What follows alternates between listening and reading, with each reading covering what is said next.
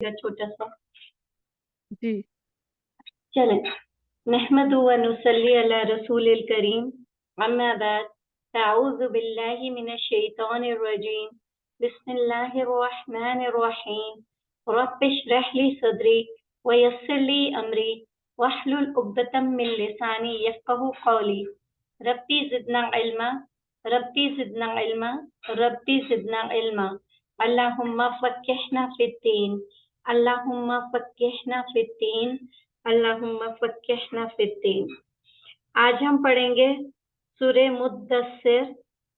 इसमें भी देखिए दाल पे भी शद्दा है और फिर सीन पे सा पे भी शद्दा है। तो क्या पढ़ेंगे? मुद्दस्सिर। ठीक है, ये मक्की सूरे है। इसमें 56 आयात है, 56 आयात हैं, 2 रुकू हैं और नुज़ूल के हिसाब से, रेवलेशन के हिसाब से इसका नंबर 4 है। देखिए बड़ी इंपॉर्टेंट ये बात है, रेवलेशन के हिसाब से इसका नंबर 4 है, यानी ये वन ऑफ द अर्लीस्ट सूरा है। ठीक है, सबसे पहली सूरा कौन सी है? अलक। दूसरी कौन सी है जो नाजिल हुई थी अलक के बाद? किसी को मालूम है?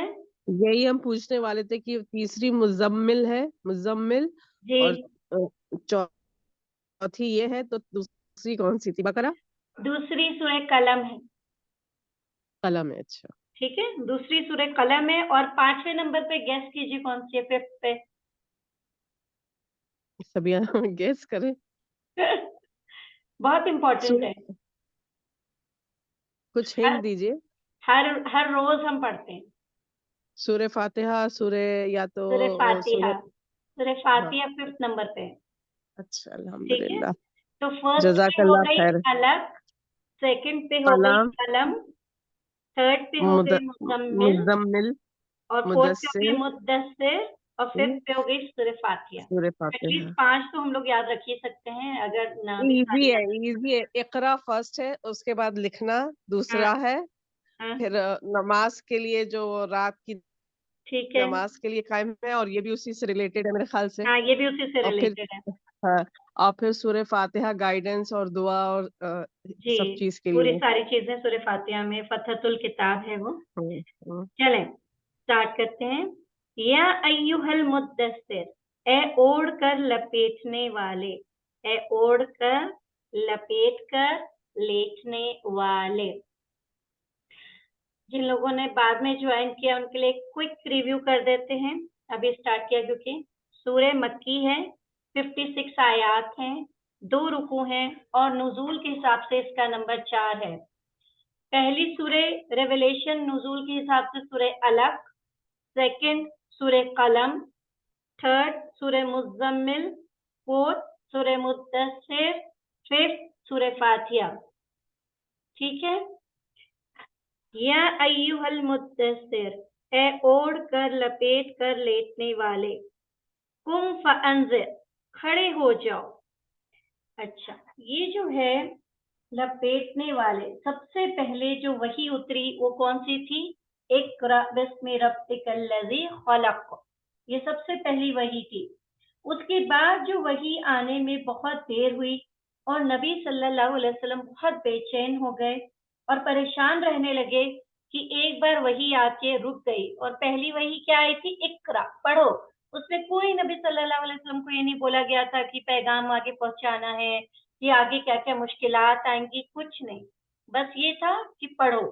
ठीक है, तो वो बहुत परेशान रहने लगे, उनके दिल के अंदर एक बेचैनी तारी होने लगी कि उसके बाद फिर वही क्यों नहीं आई।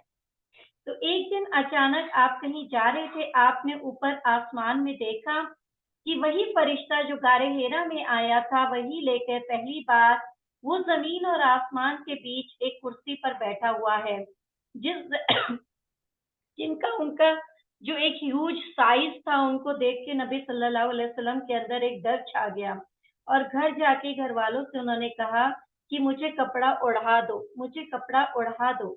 इसलिए उन्होंने आपको एक कपड़ा ओढ़ा दिया। इसी हालत में फिर वही नाजिल हुई। वही नाजिल हुई तो उनको बहुत ठंड लग रही थी, तो उन्होंने खदीजा रज़ियल्लाहु अन्हा से कहा कि मुझे कुछ उड़ा दो, तो उन्होंने बहुत अच्छे से उनको जो है वो उड़ा दिया। एक तो इसमें ये बात आती है اور ایک قصہ یہ بھی آتا ہے इसमें, तबरानी में है ये, इब्न अब्बास रज़ियल्लाहु अन्हु कहते हैं कि बेशक वलीद बिन मुगीरा जो है वो कुछ खाना तैयार कर रहे थे कुरैश के लिए। तो जब वो खाने के लिए बैठने जा रहे थे तो उन्होंने कहा तुम इस आदमी के बारे में क्या कहते हो, यानी नबी सल्लल्लाहु अलैहि वसल्लम के बारे में बात हो रही थी। तो कुछ कहते हैं कि वो जादूगर हैं, कुछ कहते हैं कि नहीं नहीं वो जादूगर नहीं है, कुछ कहते हैं कि वो काहिन है, सूदसेयर है, कुछ कहते हैं नहीं नहीं वो सूदसेयर नहीं है, कुछ कहते हैं कि वो पोएट है, शायर है। तो दूसरों ने कहा नहीं नहीं वो शायर भी नहीं है। तो उनमें से कुछ ने कहा तो ये पुरानों का जादू है। तो इवेंचुअली वो सब इस बात पे एग्री हुए कि ये कोई पुराने जमाने का जादू है। जब ये खबर नबी सल्लल्लाहु अलैहि वसल्लम के पास पहुंची तो वो बड़े दुख में चले गए। उन्होंने अपने सर को कवर कर लिया और अपने आप को रैप कर लिया, यानी वो बड़े गमगीन हो गए कि मुझे तो अल्लाह ने नबी बना के भेजा है और लोग इस तरीके की बातें कर रहे हैं।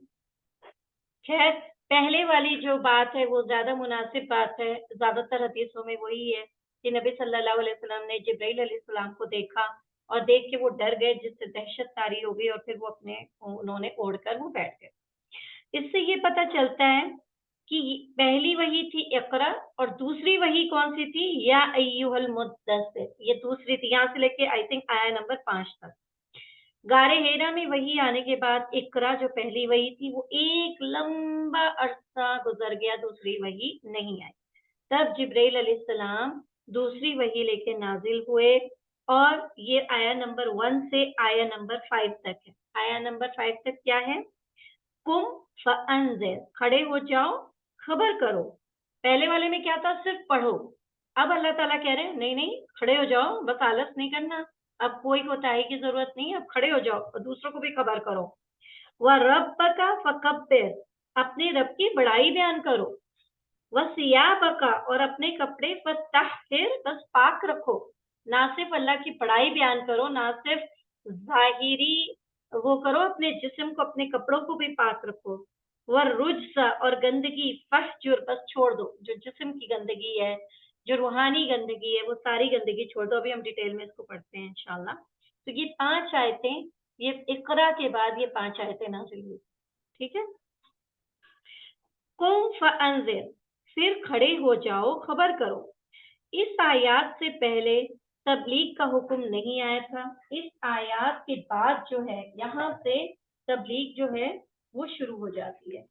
ये हुक्म बिल्कुल उसी तरीके का हुक्म था जैसे नूह अलैहिस्सलाम को अल्लाह सुब्हानहू व तआला ने नबूवत के वक्त दिया था कि अपने उम्मत के, अपने नेशन के सामने खड़े हो जाओ और उनको खबरदार करो कि उनके ऊपर एक दर्दनाक अजाब आने वाला है। और दर्दनाक अजाब क्यों आएगा, क्योंकि वो अल्लाह को छोड़ के बुत की इबादत करने लगे हैं।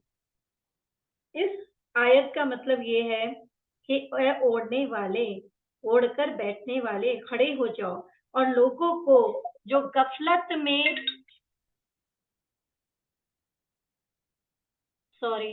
जो गफलत में पड़े हुए हैं उनको उस गफलत से बाहर करो, उनको खबरदार करो। Just a minute.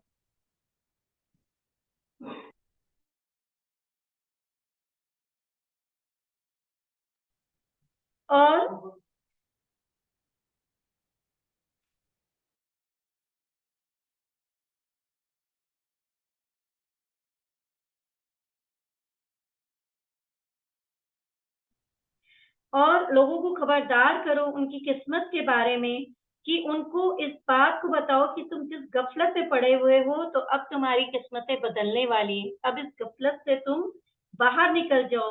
ये कोई ऐसी जगह नहीं है जहाँ तुम रह रहे हो जो बिना किसी कानून के, बादशाहत के बना हुआ है, जहाँ जैसा तुम्हारा दिल करे तुम वैसे ही रहो, जो तुम्हारा दिल करे तुम बिना किसी डर के करते चले जाओ और उसका कोई हिसाब किताब ना हो, ठीक है।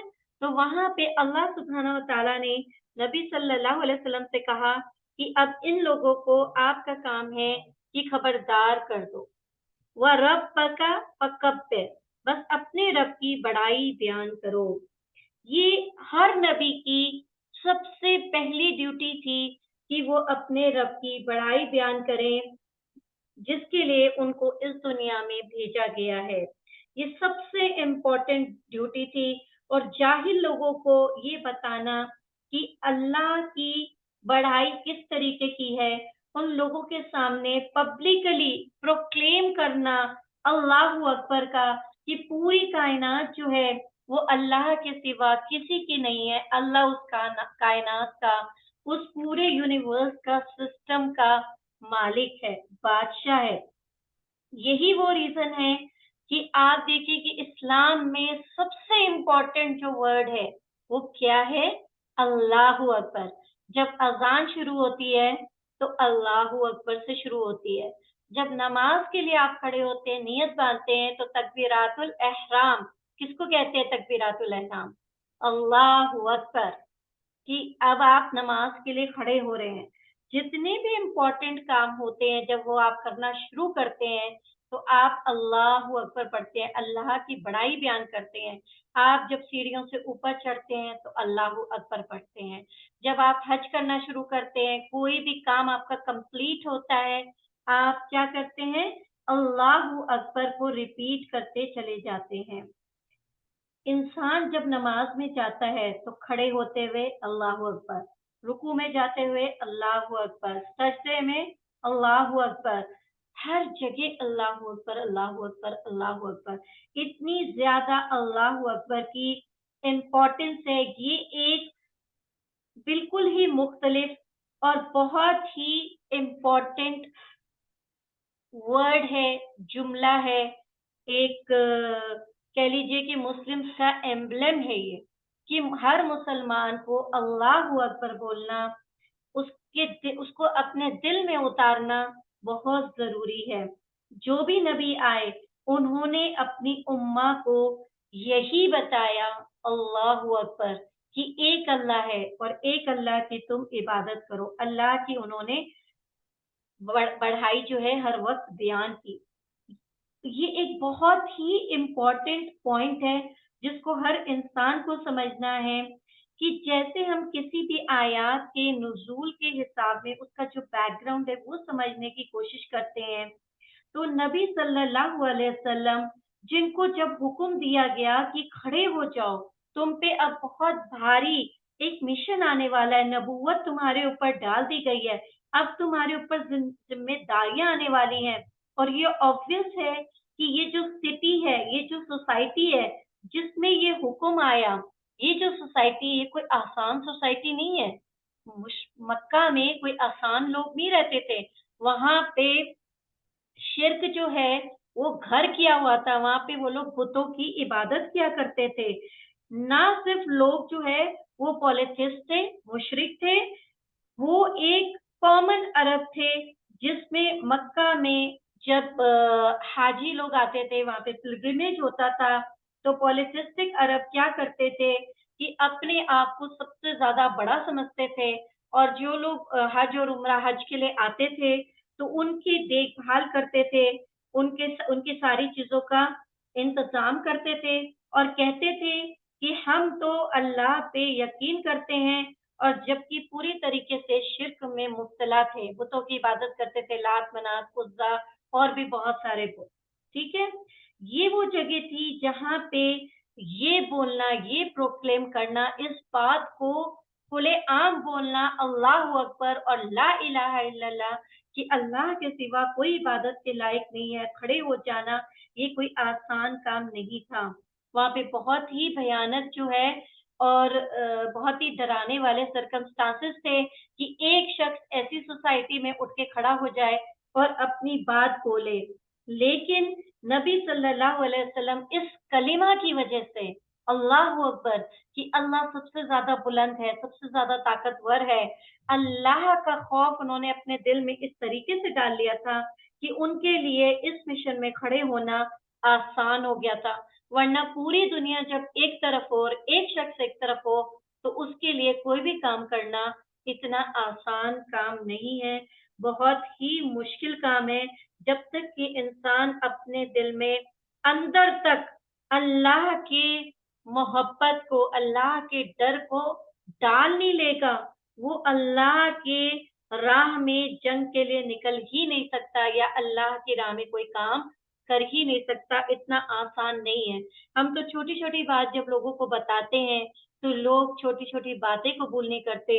वो एक मुआशरा चेंज करने की बात हो रही थी, पूरा सिस्टम चेंज करने की बात हो रही थी। फकब व रब्बिका फकब्बिर, बस अपने रब की बड़ाई बयान करो। वसियाबका फत्तहिर, और अपने कपड़े बस पाक रखो।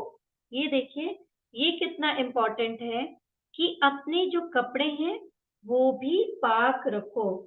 अच्छा, ये जो ऊपर वर्ड्स थे कि पाकी की जो यहाँ पे बात हो रही है, इसमें एक तो ये है कि अपने जो तुम्हारे कपड़े हैं उसको गंदगी से, इम्प्योरिटी से, हर चीज से जो है,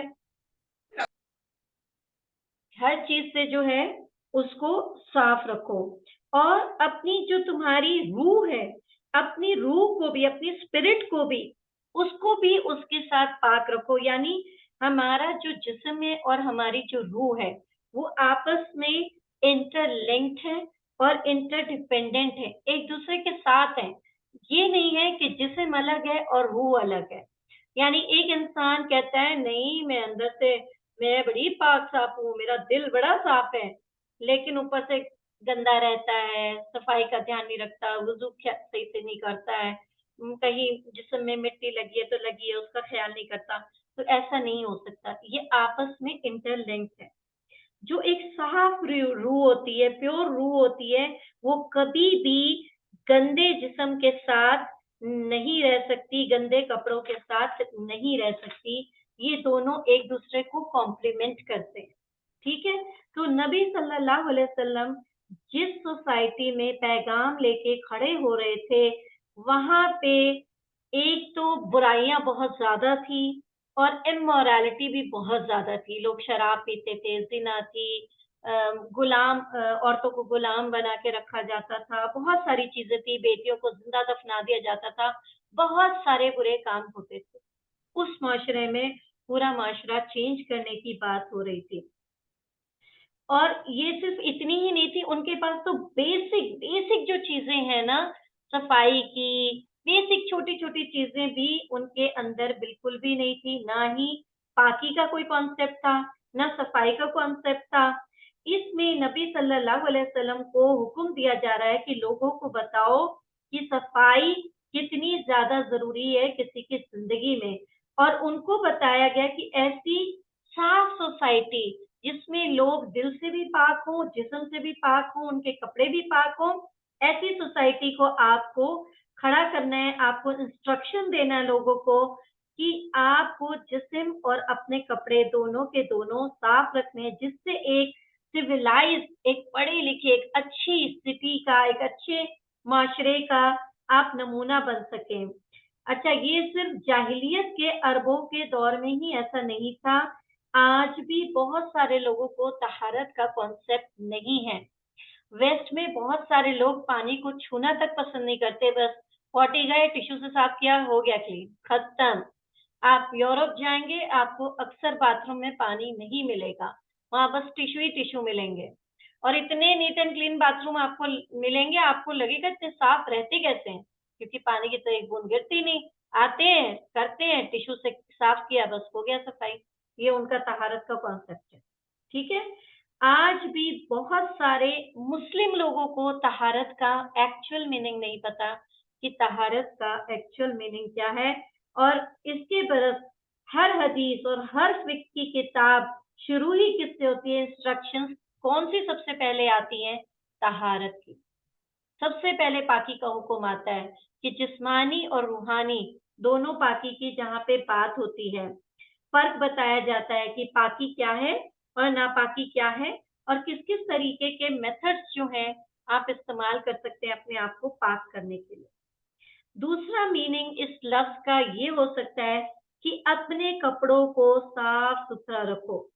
क्योंकि जब तुम किसी दीन में, तुम किसी इबादत के लिए कहीं जाते हो तो अपने आप को साफ सुथरा करके जाते हो, अच्छे कपड़े पहन के जाते हो। और तुम दुनिया में भी देखो, जब तुम किसी बड़े शख्स के पास जाते हो तो अपने बेहतरीन कपड़े पहन के जाते हो, अपने ऊपर से गंदगी को, मिट्टी वगैरह को, नापाकी को, सबको हटा के, खुशबू लगा के, साफ सुथरे होके तुम जो हो उनके सामने जाते हो। तो अल्लाह सुब्हानहू व तआला कह रहे हैं कि इंटरनली के साथ, अंदर के साथ एक्सटर्नली भी अब तुमको क्लीन रहना है। तीसरा मतलब ये हो सकता है इस हुक्म का कि अपने जो कपड़े हैं उनको, जो इखलाकी बुराइयां हैं उनसे दूर रखो। तुम्हारे जो कपड़े हैं वो साफ सुथरे होने चाहिए, उनके अंदर ना कोई घमंड होना चाहिए, ना तकब्बुर होना चाहिए, ना कोई शो ऑफ होना चाहिए, ना कोई बूस्ट होना चाहिए, ना कोई उसकी एग्जीबिशन होनी चाहिए। जैसे अक्सर लोग अच्छे महंगे कपड़े क्यों पहनते हैं? ताकि दूसरों को बता सकें, देखो मैंने तो फला ब्रांड पहनी है, इसका तो कपड़ा 20,000 से नीचे का आता ही नहीं है। तो लोगों के सामने अपना शो ऑफ करना, अपना तकब्बुर दिखाना कि मेरा एक स्टैंडर्ड है, मेरा एक लेवल है। कपड़ा वो पहली चीज होती है जो इंसान की पर्सनालिटी को दूसरे के सामने दिखाती है। यानी बाज लोग कपड़े और जूतों से दूसरे को जज कर लेते हैं कि ये किस टाइप की फैमिली से बिलोंग करता है, इसका क्या स्टैंडर्ड ऑफ लिविंग है। जिस तरीके का इंसान कपड़े पहनता है, पहली नजर में दूसरा शख्स उसको जज कर लेता है कि किस तरीके का ये शख्स है। एक तो ये जजमेंट होती है कि वो किस टाइप का है, किस स्टैंडर्ड का है। एक जजमेंट ये भी होती है कि इसका मिजाज कैसा है, ये कैसा शख्स है, क्योंकि आपके कपड़े आपकी शख्सियत बताते हैं। यानी बाज लोग होते हैं वो बहुत ब्राइट पहनते हैं, बहुत चमक वाली चीजें पहनते हैं, बाज लोग होते हैं बहुत सोबर चीजें पहनते हैं। तो हर शख्स अपने मिजाज के अकॉर्डिंग अपने कपड़े पहनता है, हर किसी का एक स्टाइल होता है कपड़े पहनने का। ठीक है, अब आप देखिए जो रूलर्स होते हैं, जो प्रिंस प्रिंसेस होती हैं, या जो लोग रिलीजियस काम करते हैं, जो दाई होते हैं, हर इंसान का एक मुख्तलिफ तरीका होता है कपड़े पहनने का। और बाज लोग कपड़े पहन के दूसरों को धोखा भी देते हैं। यानी उनकी वक़्त उतनी नहीं होती, उनका स्टैंडर्ड उतना नहीं होता, या उनका मिजाज उस तरीके का नहीं होता, लेकिन वो दूसरे को दिखाते हैं कि हम जो हैं वो ऐसे हैं। ठीक है, और बाज लोगों के कपड़े ये दिखाते हैं वो किस तरीके के मीन, छोटे दिमाग के और खराब लोग हैं। उनके जो कपड़े होते हैं वो उनका जो बुरा मिजाज है, जो बुरी कैरेक्टरिस्टिक्स है, जो उनका एक खराब अंदाज है, वो उसको रिप्रेजेंट करता है, उसको बताता है।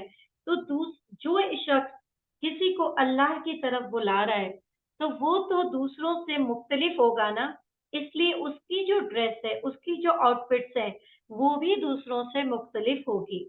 उसको ऐसे कपड़े पहनने चाहिए कि हर किसी को वो एक बहुत नोबल रिफाइंड इंसान दिखाई दे, बहुत ही अच्छे मिजाज वाला, बहुत ही कूल इंसान दिखाई दे, जिसके अंदर से किसी भी तरीके की कोई बुराई जो है वो झलक ना रही हो। चौथा मीनिंग इसका ये हो सकता है कि वो हर तरीके की खराबियों से दूर रहे। इब्न अब्बास और मुजाहिद और कतादा और बाकी लोगों की कमेंट्री में ये बात पाई जाती है कि इस आयत का ये मतलब है कि अपने आप को इखलाकी तौर पे पाक रखो और हर तरीके की बुराइयों से बचो। और अरबिक में ये बात ऐसे भी कही जाती है एक मुहावरे के तौर पे कि फला और फला शख्स के कपड़े, जो उनका गारमेंट है वो प्योर है, क्लीन है। तो उससे ये पता चलता है कि अगला बंदा जो है वो अच्छा है, वो पायस है, वो प्योर है। और जब कोई शख्स किसी के लिए ये बोलता है कि उसके कपड़े गंदे हैं, तो इसका मतलब ये होता है कि जो सामने वाला शख्स है वो ईमानदार नहीं है, झूठा है, फ्रॉडी है, उसके साथ अनरिलायबल है, उसके साथ डीलिंग करने से पहले 4 बार सोच लो। ठीक है, तो आपके जो कपड़े हैं वो आपकी बहुत सारी चीजों के साथ रिलेट करते हैं। तो जब भी आप अपने कपड़े पहने तो कैसे पहने? पाक। अगला बंदा आपके बारे में क्या बोले कि इसके कपड़े पाक हैं, साफ है। वरुज्ज़ा फहजुर। अच्छा, दिल की सफाई के साथ कपड़ों की सफाई बहुत जरूरी है। यानी जो कपड़े पहने वो ना गंदे हों, ना हराम कमाई के हों, और ना ही नाफरमानी के हों, पाक साफ हो। हराम कमाई के भी नहीं होने चाहिए। हराम कमाई के कपड़े कभी भी प्योर नहीं हो सकते। अच्छा, उसके बाद है रुजजा। रुजजा मीन्स होता है आइडल्स, बुत। फहजुर, बस छोड़ दो। यानी मुशरिकों को बुत की इबादत के लिए बोला जा रहा है कि बुत की इबादत छोड़ दो, और ये हकीकत लोगों में आप सल्लल्लाहु अलैहि वसल्लम के जरिए पहुंचाई जा रही है। वला, और ना, तमनुन, एहसान करो, ना तुम एहसान करो, तस तक सिर, तुम ज्यादा हासिल कर सको। ये बड़ा इंपॉर्टेंट है, क्योंकि अक्सर लोग यहीं पे फंसते हैं। कोई ना कोई ऐसी बात हो जाती है कि इंसान जो है सब कुछ करके उसको गवा देता है। इसका मतलब क्या है? इसका ओरिजिनल मीनिंग एक सेंटेंस में पूरा नहीं किया जा सकता, यानी एक लाइन में हम ये नहीं कह सकते कि इसका ये मतलब। इसका एक मतलब ये हो सकता है कि जब भी तुम किसी पे एहसान करो, कोई फेवर करो, किसी भी टाइप का एहसान करो, तो उसमें कोई तुम्हारा सेल्फिश मोटिव नहीं होना चाहिए। उसमें तुम्हें कोई ये नहीं सोचना कि मुझे इससे कल को ये फायदा हो सकता है, तो इसलिए मैं इसके ऊपर ये एहसान करूं और इसके साथ में अच्छा व्यवहार करूं। और कभी भी ये नहीं सोचना कि मैंने जो डोनेशन दी है, जो सदका किया है, चैरिटी की है, किसी के साथ बहुत अच्छा व्यवहार किया है, किसी की देखभाल की है, तो मैं उसके बदले में कुछ लूं। नहीं, उससे सिर्फ अल्लाह की रजा हासिल करने के लिए करना है। उसमें ये कहीं भी उसका ट्रेस नहीं आना चाहिए कि उससे कुछ दुनियावी चीज आपको चाहिए, कोई दुनियावी फायदा आपको उससे चाहिए। जो भी आपने किसी के ऊपर एहसान किया है, उसके बदले में कभी कोई दुनियावी फायदा ना देखें।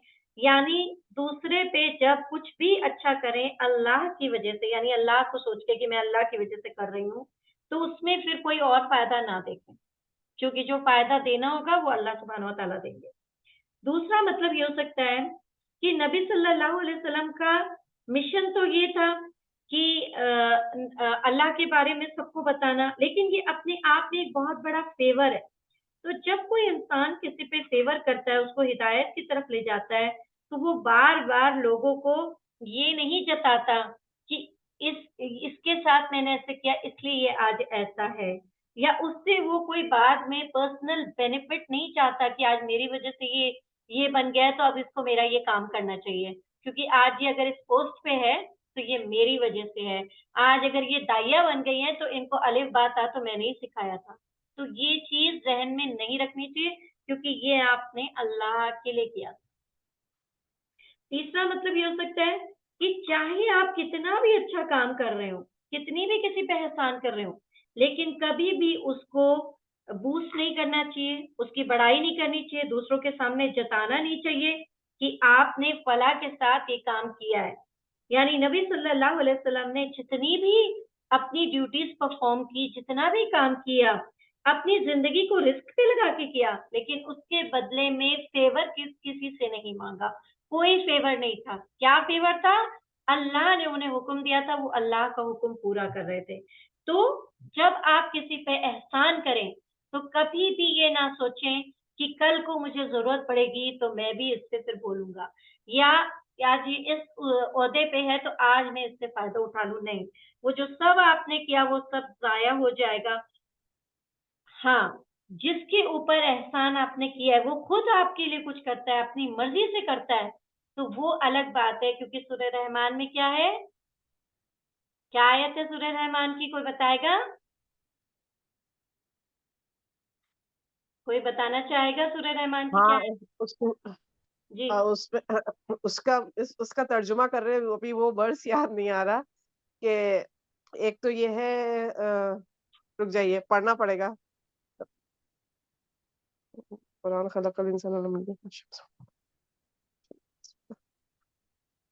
उसमें एक आयत है आखिरी के उसमें कि एहसान का बदला एहसान बिल्कुल करेक्ट, समथिंग एहसान का बदला सिर्फ एहसान ही है और कुछ नहीं हो सकता, ठीक है। फमा तो क्या जजाउल वो एहसान जाओ एहसान इल्लल इल्लल एहसान एहसान। एहसान। यस एहसान का तो जजा ये सिवाय एहसान के सिर्फ ऊपर एक बड़ा एहसान। इम्पोर्टेंट है, क्योंकि ज्यादातर लोगों के अंदर यही प्रॉब्लम है कि सब कुछ करके और दूसरों को जता देते हैं, दूसरों को जिसके ऊपर किया होता है उसको भी जताते हैं कि देखो मैंने तुम्हारे साथ ये किया, देखो मैंने तुम्हारे साथ ये किया। ठीक है, आपने किया, अल्लाह आपको उसकी जजा देगा, अल्हम्दुलिल्लाह। वली रब का फर्स्ट है, बस अपने रब के लिए सब्र करो। तो बेसिकली कभी किसी को जब आप तोहफा देते हैं, गिफ्ट्स देते हैं, तो कभी ये ना सोचें कि मैंने उसको ये गिफ्ट दिया तो वो उससे अच्छा गिफ्ट अब मुझे देगा, अब उसको भी मेरे लिए गिफ्ट लाना चाहिए। लेकिन इंसान की प्रॉब्लम क्या है कि इंसान दूसरे से हमेशा कुछ ना कुछ तवक्को करके बैठ जाता है। जैसे ही रिलेशंस थोड़े ठीक होते हैं, इंसान की तवक्कुआत एक दूसरे से बढ़ जाती हैं। यानी अगर हमने कभी किसी को गिफ्ट दिया तो हमारे दिल में भी होता है अब हमारे घर आएंगी ना, उनको भी कुछ लाना चाहिए, खाली हाथ आ जाती हैं। हम उनके घर जाते हैं, ले लेके जाते हैं, वो हमारे घर खाली हाथ आ जाती है। ये इंसानी फितरत, ये हर इंसान के दिल में इस टाइप की बातें आती हैं। लेकिन हमें इस्लाम क्या सिखा रहा है कि आप जो है दूसरे को देते वक्त ये ना सोचें कि दूसरा मुझे देगा या मुझे उससे बेहतर देगा। और उसके बाद दीन के रास्ते में जब आप काम करने निकले हैं, तो दीन के रास्ते में तो शैतान बैठा है। एक से एक परेशानियां आपके सामने आएंगी, रिश्तेदार नाराज हो जाएंगे, आपसे मुंह फेर लेंगे, दोस्त दुश्मन बन जाएंगे, कहेंगे कि देखो अब ये हमसे ऐसी बातें करती हैं, अब ये आधी रात तक जगना नहीं चाहती हैं, पार्टी में नहीं आती हैं, ये तो सुबह से उठ जाती हैं। और दूसरों का दिन होता है, आधा दिन में शुरू होता है तो वो रात भर जगते हैं। तो उससे क्या आपके बहुत सारे दोस्त छूट जाते हैं, क्योंकि आप जगते नहीं, आप लेट नाइट पार्टी नहीं करते, तो आप बहुत सारे लोगों से आपके रिलेशन खत्म हो जाते हैं। रिश्तेदारों को जब आप बताते हैं कि देखो ये बात सही नहीं है, इस तरीके से नहीं करना चाहिए, इस तरीके से करना चाहिए, तो वो भी मुंह फेरना शुरू कर देते हैं। पूरा का पूरा कबीला आपका दुश्मन बन बैठता है। तो नबी सल्लल्लाहु अलैहि वसल्लम को अल्लाह सुब्हानहू व तआला क्या कह रहे हैं, वली रब्बी का फस्बीर, बस अल्लाह के रास्ते में सब्र से काम लीजिए। आप देखिए जब हम कोई दुनियावी काम करते हैं तो हम कितना ज्यादा सब्र का इस्तेमाल करते हैं। जैसे किसी ने बिजनेस में 1 मिलियन लगाया, अब बिजनेस में रातों रात तो प्रॉफिट नहीं आ जाएगा, 6 महीने में आएगा, 1 साल बाद आएगा। तो वो जो 6 महीने है और 1 साल है, वो इंसान सब्र करता है ना। किसी बच्चे का मेडिकल में एडमिशन हो गया तो 4 साल बाद वो डॉक्टर बनेगा, 4 साल बाद उसके नाम के आगे डॉक्टर लिखा जाएगा। तो वो 4 साल सब्र करता है ना बच्चा। एमबीबीएस में एडमिशन हो जाने से वो डॉक्टर नहीं होता है, वो एमबीबीएस की 4 साल की पढ़ाई कंप्लीट करने के बाद डॉक्टर बनता है। किसी ने शेयर्स में पैसे लगाए हैं तो वो पूरे साल, 2 साल, 4 साल बाद वक्त वेट करता है कि कब मेरे पैसे बढ़ेंगे और कब मैं उस पैसे को निकालूंगा। तो क्या करता है, सब्र करता है। हस्बैंड वाइफ के रिलेशनशिप में क्या होता है, दोनों एक दूसरे के साथ सब्र करते हैं, एडजस्ट करते हैं। तो जब दीन के रास्ते में आप निकले हैं, जहाँ मुश्किलात ही मुश्किलात हैं, तो वहां पे भी क्या करना चाहिए, सब्र करना है, क्योंकि सब्र करने से मुनाफा होता है। यानी इसमें आप इस बात को भी ले लीजिए, हर काम में सब्र करना जरूरी है। वो आपको मोटिवेट करता है, उससे आपको फायदा मिलता है। देखिए दोस्ती में भी क्या होता है, बाज वक़्त हर इंसान, कोई भी इंसान परफेक्ट नहीं है, आपको सबको एक दूसरे की हर किसी को बातें बुरी लगती हैं, लेकिन इंसान क्या करता है, सब्र करता है कि कोई बात नहीं,